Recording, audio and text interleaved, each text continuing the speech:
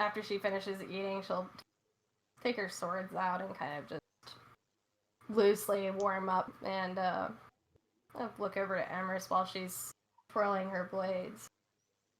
What tales do you know of sea witches?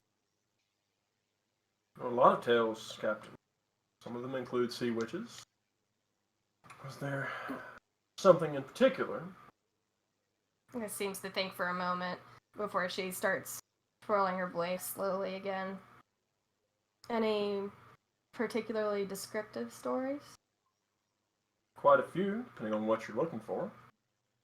Looking for making a deal with one, or having to battle with one, or they tend to run the gamut, so to speak, depending on where the story came from. I mean, any sailor worth his salt has seen a mermaid. Or heard one. The sirens, well, there are stories of those too. She gives a knowing smile. He will regale you with some tales of assorted sea beings. Some of which I've probably heard. Variation, yeah. You'll hear about them preying on coastal villages, taking fishermen and the like down to the icy depths. You'll hear a tale about a ship lost in a storm. The captain basically crying out for salvation and making assorted deals with sea witches to save his ship. It never ends well. The kind of general consensus, and he will tell a few different ones. The Uwami don't really have a whole concerning sea witches, but the Dashians, it's a popular topic. She would have heard as are the Ashib. The Ashib tend to pay more respect. Tend to give offerings and the like. He'll actually tell you a similar tale of Skindan origin.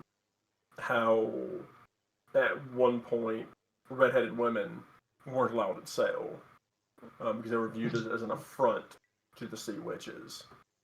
That taboo seems to have largely passed with the coming of the Lord of Flame and the Queen of Winter, and by extension the Dark Storm, who you've heard a bit about. He will relate several stories where some people kind of seem to think that the Daughter of Storms, may be a powerful sea being in her own right, unrelated to the Lord of Flame and the Queen of Winter.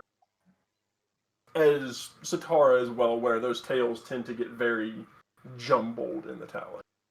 But the key, Emrys will tell you, seems to be to pay proper respects, pray you do not attract their attention, and basically give them what they want if you do.